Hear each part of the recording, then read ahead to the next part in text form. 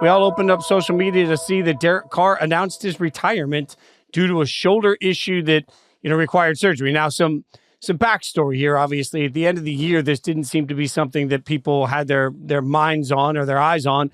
And the organization seemed to stay consistent, Jori, in the fact that it seemed like they didn't necessarily think he needed surgery at the time. Then he did. He wanted the surgery.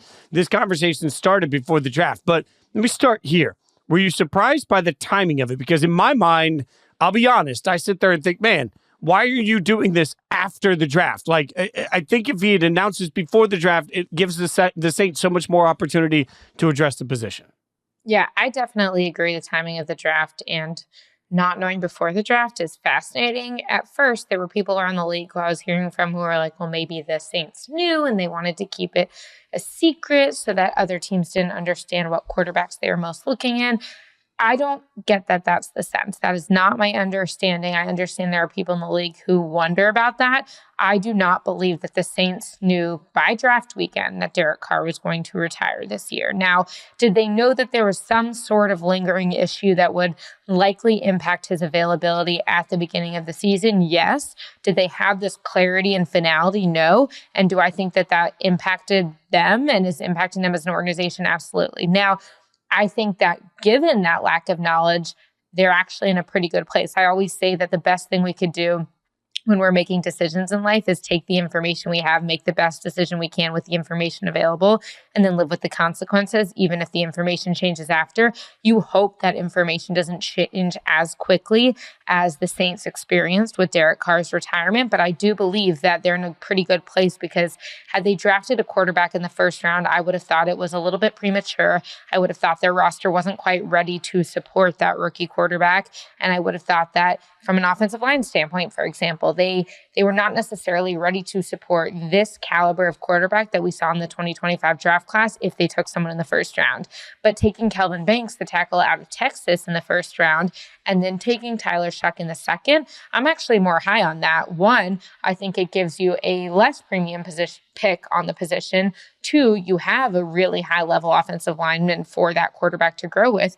And three, well, you're not drafting a 21-year-old quarterback who played 10 games. I mean, this is not like a Trey Lance type situation where he has no experience with football. Tyler Shough played 7 years of college football. He played for 3 different teams, all these different systems. You want a shotgun experience? Great. You want under center? Great. You want RPO? I mean, he's done it all, and scouts will tell me that he is, in their opinion, or at least in the opinion of one scout I spoke with yesterday, the smartest quarterback in this class. Now, again, personally, I'm someone who thinks everyone is smart in their own way. I'm obnoxious like that. But I do believe that this is someone who, between his 26-year-old age, his 7 years of college football experience, and his high IQ, he is going to be pretty pro-ready as soon as he gets in. Frank, what went through your mind when you saw the Derek Carr retirement? I'm just glad you think I'm smart in my own way. That makes me feel good today because, I really don't deserve that. I mean, in your own way, whatever that way may be. Whatever. Don't you think life would be boring if we were all smart in the same way? I do. Probably. I just think that there are dumb people. That's where Jori, there are still dumb people, but that's Jori is far kinder than I am. Dumb decisions, dumb comments. I don't think there are dumb people. Sorry. Okay. With Derek Carr, I don't think the Saints, I don't think their draft changes at all. If they even knew that Derek Carr was going to retire, they weren't drafting a quarterback at 9. I don't even think it was a good idea to draft Tyler Shough in the second round. I'll be honest. I think that when I did, I'm in the middle of my power ranking / preview season here in May. And when I was ranking teams, it was hard to get, let's put it this way. It's hard to get the Saints out of the bottom few, right? Like Saints are very far down there.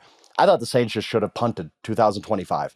Why use a second round pick on an old quarterback when next year you're going to be drafting one anyway? You could run this back in a year. They will have drafted whoever, and I think the dream is Arch Manning. I mean, to say, come on home, Arch. Let's do this. Let's have the savior come home and save the franchise. Who knows whether there's a lot of moving parts there, but I just think we're going to look back at the Tyler Shough pick as an absolute wasted second round pick. Yeah, he's going to start some games this year. A lot of people do like him. I don't discount that. He has played a lot of football, but that's not what the Saints need. The Saints need to just hit the nuke button, blow it all up, start all over, be as bad as you can this year, get that first overall pick, get your real quarterback of the future. So I didn't really like the Shough pick, but I don't think it changes. I don't think whether they knew Derek Carr was going to play or not. They already had their They're doubts Frank, about you don't that. think that maybe they would have been more aggressive in at least looking at Cam Ward? Because all indications were that the Titans were open for What were you business. going to do? They were just Think never about getting the cost to trade up for that. And I Also don't think think the about, Titans, I don't again, think the Titans I'm were not answering as the phone. hard. The Titans I'm not weren't as hard answering. on the Saints cap situation as you guys were, but even so, you think that a team with the cap situation they have is going to be able to give away all this draft capital and not have guys on on contracts? No, they needed that. So I don't think I think the only thing they would have done was Jackson Dart. I think they would have been more aggressive on Jackson Dart. I don't think the Titans were ever picking up the phone on Ward. I think they just decided, yep, this is our guy. This is our guy to get us out of obscurity. Like that. I think the Saints were pretty committed to not reaching for quarterback. I mean, again, the Browns obviously got two, but like when you think about the Browns' decision to draft Shedeur Sanders, that was a look at the value that he presents at this draft spot relative to everyone else left on our board. And I think with Tyler Shough, that was kind of how the Saints saw it as, okay, some people thought he would go in the first round. Now it's pick 40. Well, then this is a good value pick. Yeah. And I will say, I think my pushback to that, though, is that guys, like, and sorry, Frank, I keep cutting you off. The pushback in my mind here is that, okay, you could have at least tried to be aggressive. I agree with you, Frank, that, Tyler Shough is a weird thing to do in the second round if you're going to. But to all of this conversation, you can look at it and say, hey, we're not going to be aggressive at the quarterback spot. We're going to let it come to us when you think you have Derek Carr.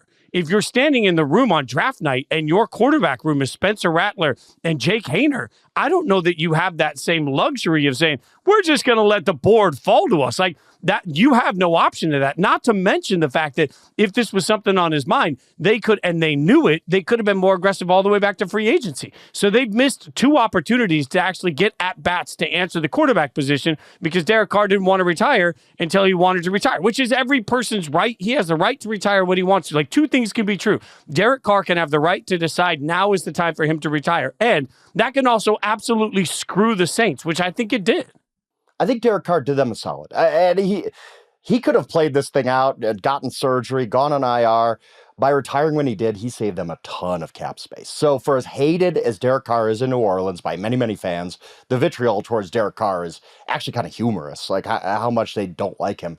He did them a solid. He did them a real favor by retiring instead of just kind of collecting checks. Doing them a solid would have been telling them this before the draft, Frank? Maybe. I mean, that would have been ideal. But either way, I think if you're like, if you're asking the Saints, like, would you have rather Derek Carr played this thing out the whole way or told you? Like, I think they're like, this is fine. I think it worked out I don't think anything changes. I really don't. I think that, yes, you're right. They probably would have had more, let's go get our quarterback in their mind.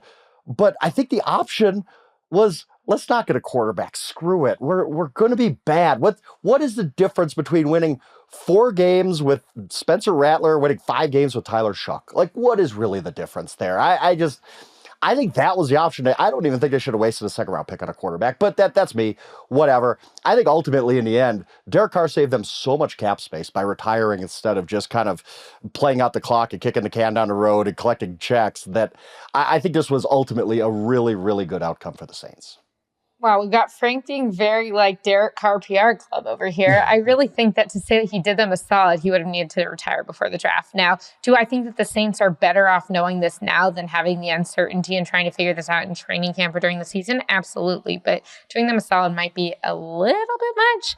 And to say he's saving them money, I mean, they're going to get money back. But when you talk to people in the league who are in charge of these salary caps, they talk about the replacement costs for players. And so when you lose a player and no longer are paying them money, I don't know that that is money saved. That is money that now needs to be allocated to replace the guy.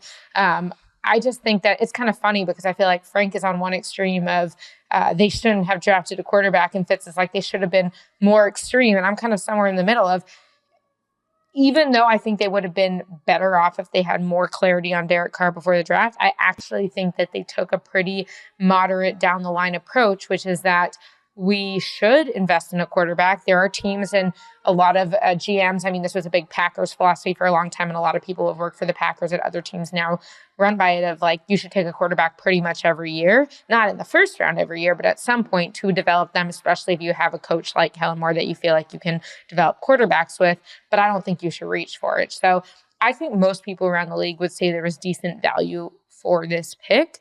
And I think to me, what I am very interested to see is, I always think it would have been interesting, like if Josh Rosen had been with offensive coordinators or head coaches who kind of like got him on a cerebral level, what would that have looked like? Because there are some scouts in the league who are like, he was just at such a high level that if you didn't keep him engaged, he wasn't going to stay engaged. And so like he didn't have, with the rotating cast of offensive coordinators, the coaching staff to engage him. I think Tyler Shough is considered by that scouts also super high IQ. I mean, again, this is a guy like, not that academics are everything when it comes to the football field, but like 4.4 in high school, graduated with multiple degrees in criminal justice and political science in 3 years from Oregon, went on to get his master's. All on top of this was like processing all these different football systems. And I think Kellen Moore is considered similarly cerebral. And one of the reasons that Kellen Moore was the winningest quarterback in college football history when he was at Boise State was not because he was the best athlete. It was because the way he was able to see the game and process it was at such a high level that he could overcome some of his athletic deficits. And I say deficits partly cheek and tongue because it's relative to the best in the world, not relative to the average person.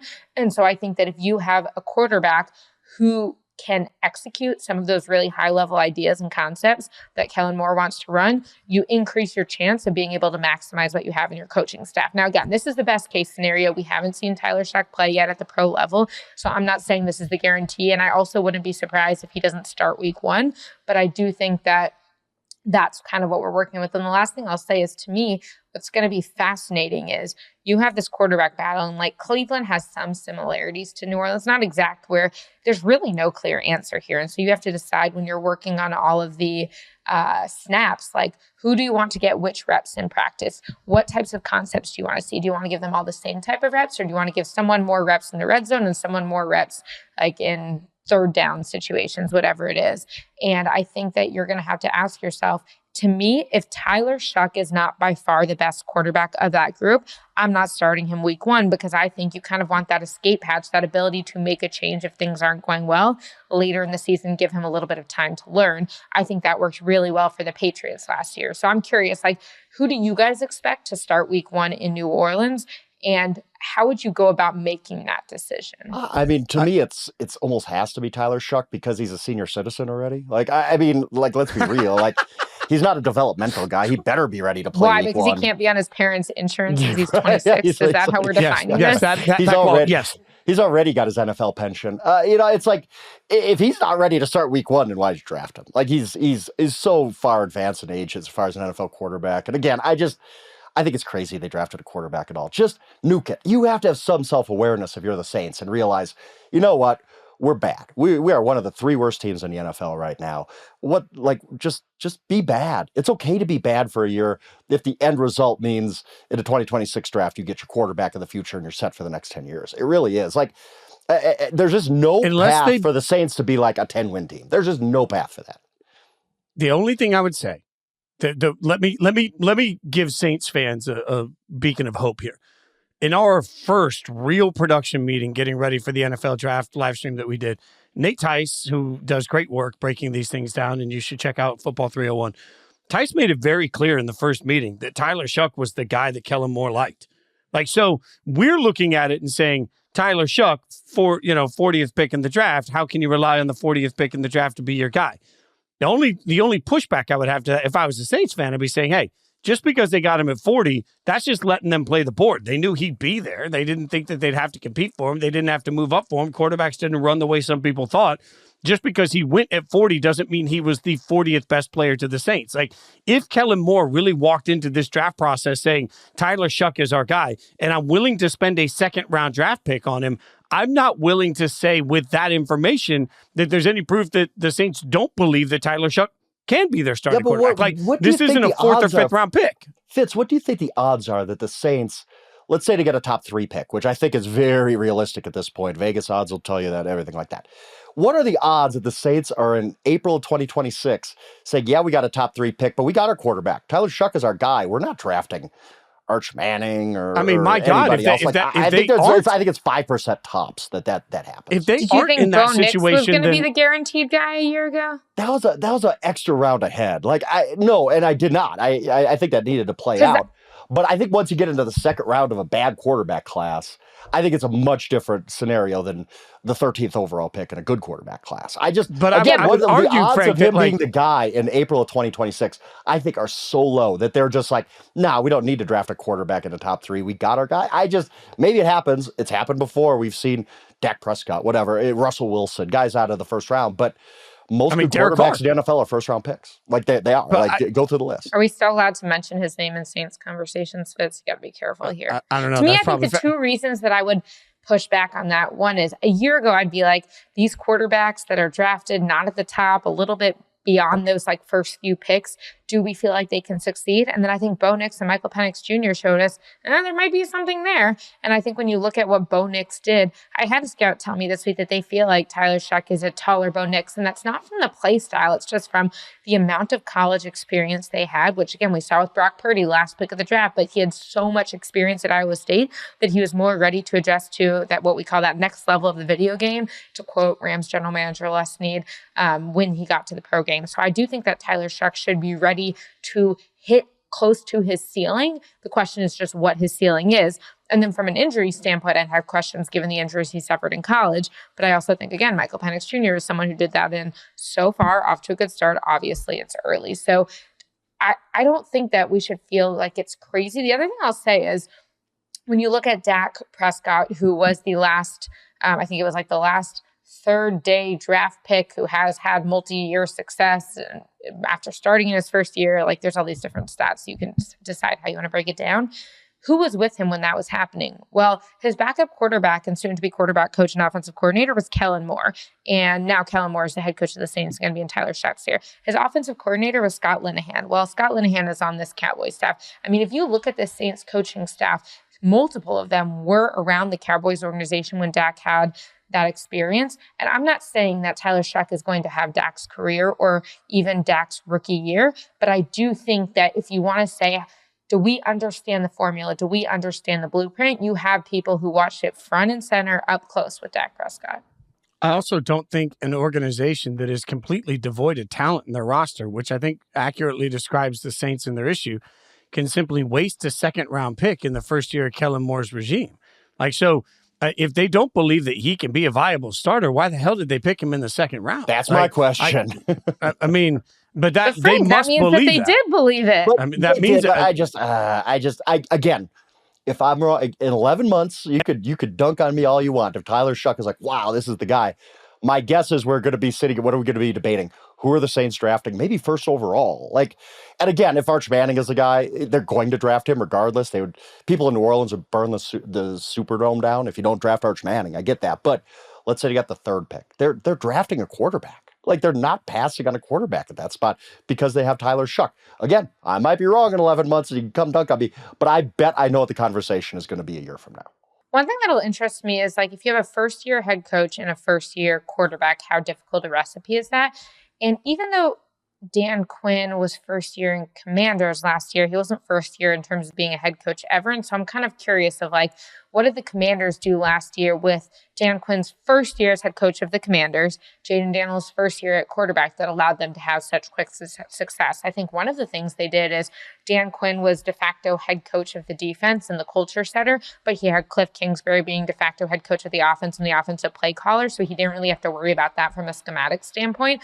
Well, Kellen Moore has Brandon Staley as the defensive top guy. And so I do think having a former head coach on the other side of the ball increases your chance of success. Again, none of this is guaranteed, but I think there are pieces in play that could show us maybe they have something to do, but I think that they increase their chance of having hope and no need to draft a quarterback next year if they don't start Tyler Shough week one. And I think it will be difficult to fight that pressure.